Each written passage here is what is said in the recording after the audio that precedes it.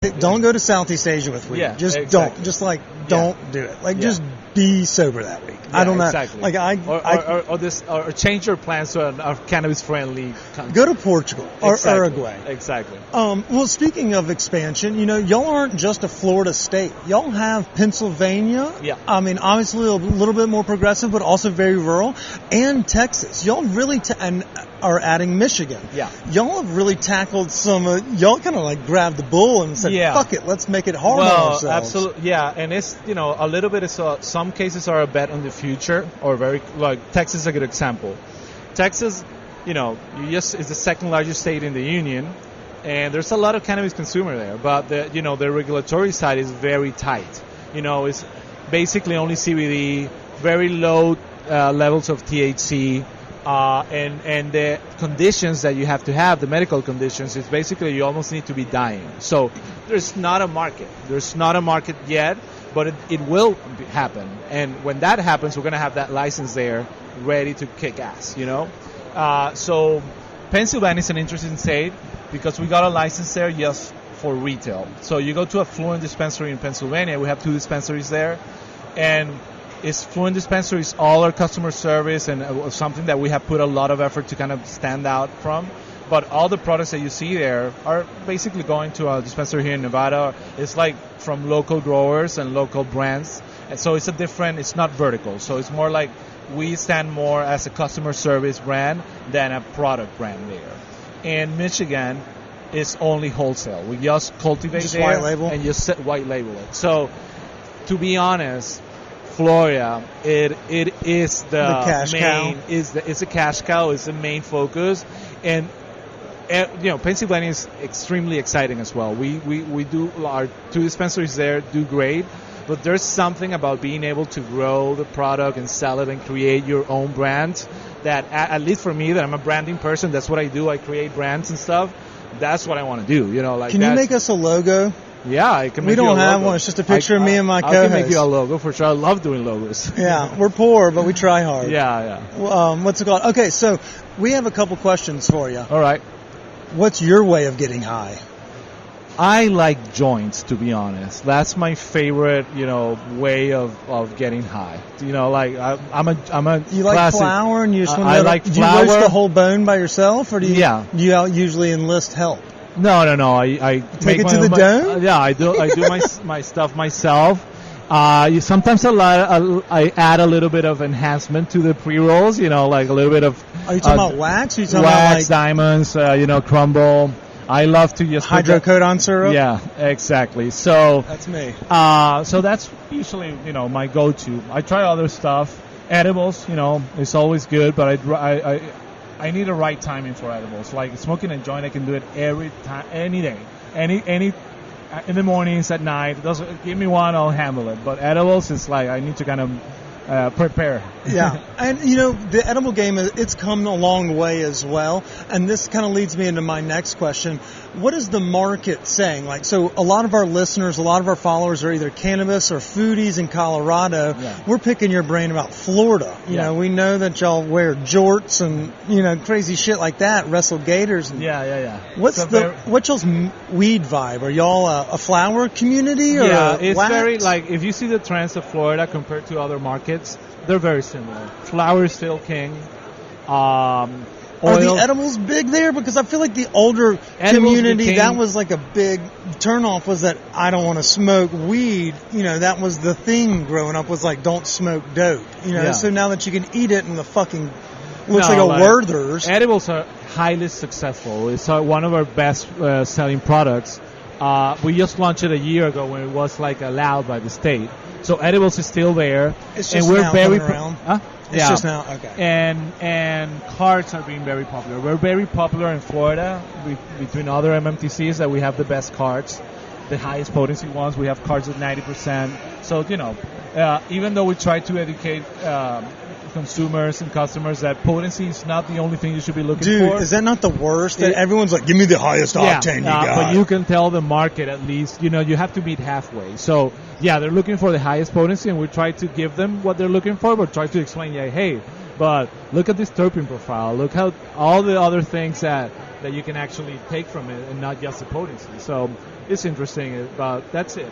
Oils, carts, and I feel like the carts have really come, especially with like maybe those that didn't smoke weed in their like formative years, but are coming along in their younger parenthood. It's a tolerable way. It's discreet, and you can tuck it away in the drawer, and it doesn't reek up the house. It's inconspicuous. Yeah, I think it has that social component. Yeah, that you can be literally in a restaurant and hit that pen, and nobody's even going to notice. That's what we've been doing all day. Exactly. So that has a level of, it actually can penetrate society a little bit more because you can go a little bit stealth.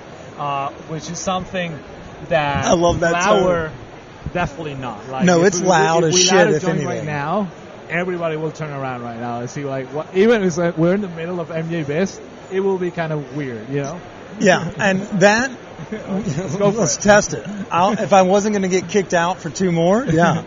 Okay, so we have Chris Walsh, the CEO of MJBizCon. Okay.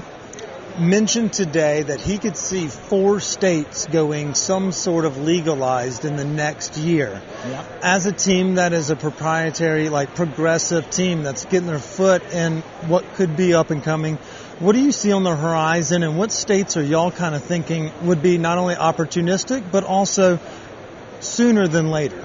Well, we're taking a close look at Pennsylvania because I think what happened in New York and what happened in New Jersey is changing the whole market there, and they're starting to think about it. If we don't go rec, we don't go adult use, everybody's just going to drive across state lines. Yeah, Allentown is going to lose, millions in revenue and tax dollars. So there's a lot of conversation about Pennsylvania moving forward.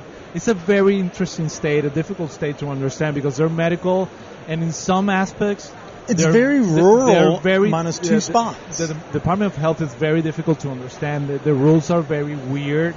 Actually, I like better Florida in that sense, but then they let us. We can do whatever we want, or the growers can do whatever we want with packaging. Florida, they take packaging really seriously. So every state is a different thing.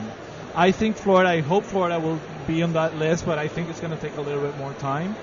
And we're also taking a look at not necessarily to go rec, but states are going to allow medicinal are, probably Georgia, Alabama, things are close to us, and we're thinking about it the same way Pennsylvania think about and New Mississippi Jersey. Will be in there too. Exactly. So those are kind of the states we're kind of taking a look at, but we learned the hard way that to be successful in this industry, you had to focus on markets, kick ass, and then expand.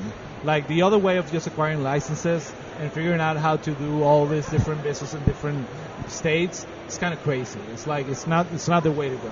So then here's a rebuttal to that. What do you say to what are now we call Colorado brands like Lightshade and Native Roots that are going in, they're spreading their footprint. They have the knowledge of growth and how to expand, and now they're using their wealth of fucking money to come and infiltrate what was once a local scene. Do you see that as a good thing or a bad thing to kind of help spur the economy? I think, you can do it right or you can do it wrong, but I can tell you it's inevitable. It's going to happen. Like, the industry is so young that you're going to see a lot of, it's going to break some hearts where you're going to see a lot of acquisitions, a lot of mergers, a lot of brands. We just saw Wana got paid. Yeah, and you're going to see a lot of brands not being, happy just being in 1 or 2 states. They want to be, like if you're Coca-Cola, you want to be everywhere. Why you have to be in one state or another?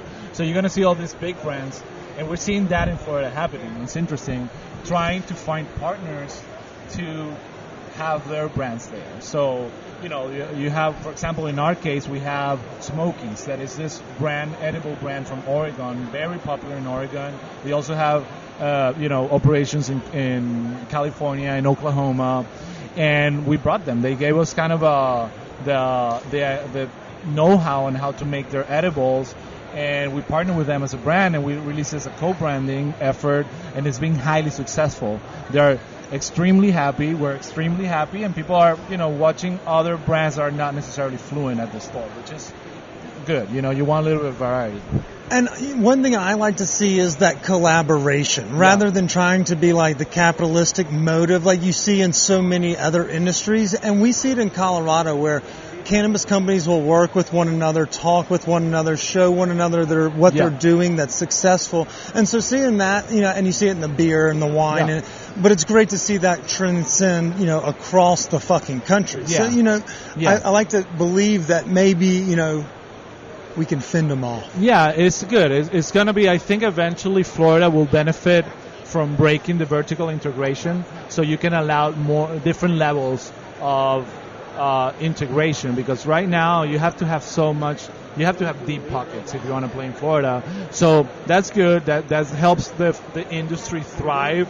But eventually you need also the middle players and small players to kind of have a good range of options, of quality and, volume, all the things you want, And that's what you sacrifice with the big box store. You're going to get a lot of pre-sale.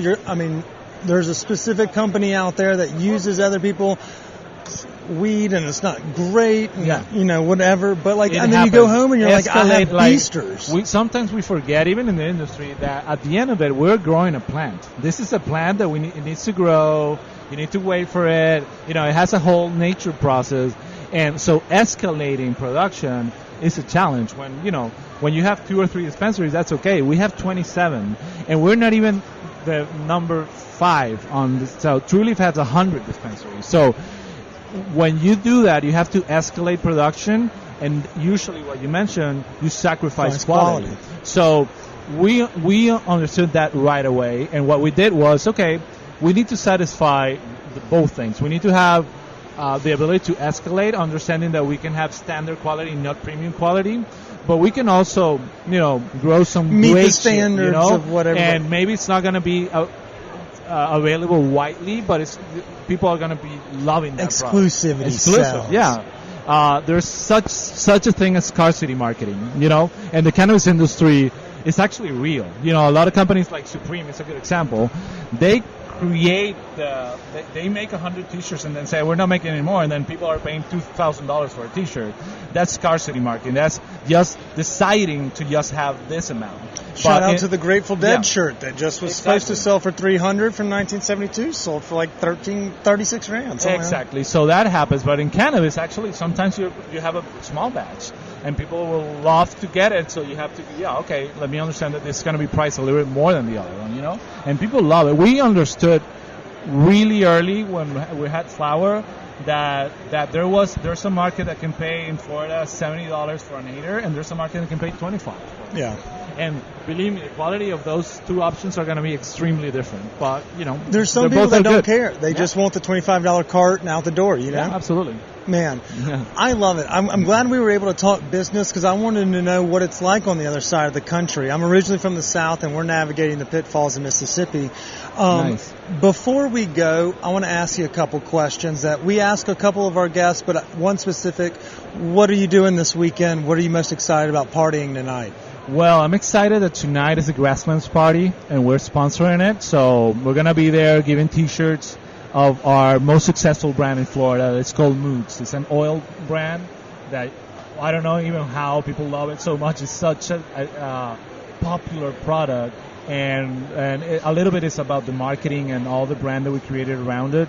So we're going to be giving away T-shirts there, and I'm excited about that, and ready to hit the expo floor as well. I want to see a lot of options here to see what we can bring to Florida.